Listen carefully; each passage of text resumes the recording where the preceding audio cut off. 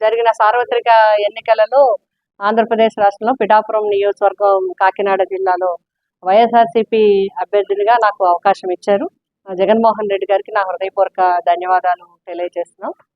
మరి కార్యకర్తలు కానీ, నాయకులు కానీ, గ్రామ గ్రామాన, వార్డు వార్డున, అదేవిధంగా వైఎస్ఆర్సీపీ అభిమానులు కానీ, నన్ను ప్రోత్సహించేవారు కానీ, నన్ను అభిమానించేవారు కానీ, ఒక ఆడపడుచుగా నా వెన్నంటి ఉండి నాకు మరి ఇన్ని ఓట్లు రావడానికి ప్రజల నుంచి నాకు చాలా సపోర్ట్ చేశారు. మరి చేసిన వారందరికీ కూడా నేను హృదయపూర్వకంగా ధన్యవాదాలు తెలియజేస్తున్నాను. అదేవిధంగా నాకు ఓట్లు వేసిన ప్రజలందరికీ కూడా హృదయపూర్వకంగా ధన్యవాదాలు.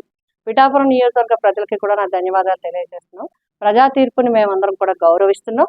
ఎందుకంటే ప్రజలు ఇచ్చిన తీర్పుని గౌరవించడం అనేది రాజకీయ పరంగా మా అందరి బాధ్యత.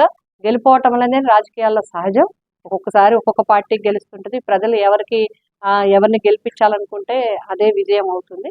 ఆ విధంగా ఇప్పుడు జనసేన పార్టీ నుంచి ఎమ్మెల్యేగా, పిఠాపురం ఎమ్మెల్యేగా ఎన్నికైన పవన్ కళ్యాణ్ గారికి హృదయపూర్వకంగా శుభాకాంక్షలు తెలియజేస్తున్నాం.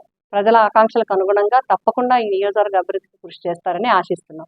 మరి మా పార్టీ పరంగా కూడా నాయకులు, కార్యకర్తలు, పెద్దలు అందరూ కలిసి, అభిమానులు అందరూ ఈరోజు ప్రజాప్రతినిధులు అందరూ కూడా మాట్లాడుకోవడం జరిగింది. ఇప్పుడు ప్రతిపక్షంగా మా బాధ్యత కార్యకర్తలందరికీ కూడా ఎప్పటికప్పుడు వారిని అండగా ఉండటము, అదేవిధంగా ప్రజలకు ఏమైనా అవసరం ఉంటే, మా అవసరం ఉంటే వారికి అందుబాటులో ఉండటం అనేది మా ప్రధానమైన బాధ్యత.